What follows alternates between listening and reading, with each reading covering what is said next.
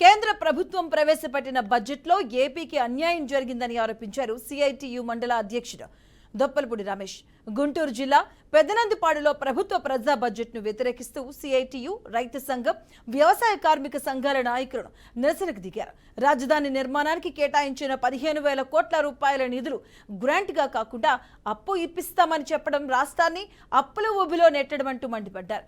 ఇక ఉపాధి హామీ పథకానికి నిధులు తగ్గించి కూలీలకు అన్యాయం చేశారన్నారు. పోలవరం నిర్వాసితులకు ప్రాజెక్టు నిర్మాణానికి నిధులు కేటాయించకుండా ఆదుకుంటామని చెప్పిన మాటల వెనుక మర్మమేంటి అంటూ ప్రశ్నించారు.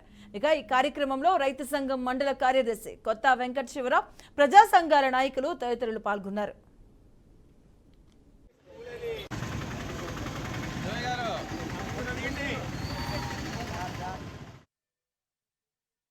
ఇటీవల కేంద్ర ప్రభుత్వం ప్రవేశపెట్టినటువంటి బడ్జెట్, అందులో మనకి ఆంధ్రప్రదేశ్కి చాలా అన్యాయం జరిగింది.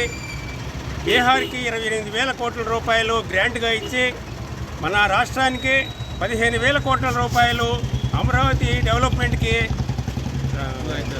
ప్రపరించి అప్పుగా ఇవ్వడం జరిగింది. అప్పుగా ఇప్పటికే మనము చాలా రుణంలో ఉన్నాము కనుక దీన్ని గ్రాంట్గా ఇవ్వాలని 15,000 కోట్ల రూపాయలని అమరావతికి ఇచ్చిన నిధుల్ని గ్రాంట్గా మంజూరు చేయాలని చెప్పి కోరుతా ఉన్నాం. అంతేకాకుండా ఉపాధి హామీ పనులకు సంబంధించి నిధులు తక్కువ చేశారు. అట్లాగే దాన్ని ఏదో విధంగా తొలగించాలనే ఆలోచనతో 2 పూట్ల పని విధానాన్ని ప్రవేశపెట్టారు. కనీస వేతనం 600 రూపాయలు కూడా ఇవ్వడం లేదు. ఇలాంటి పరిస్థితుల్లో కుటుంబాలు గడవడం చాలా కష్టంగా ఉంది.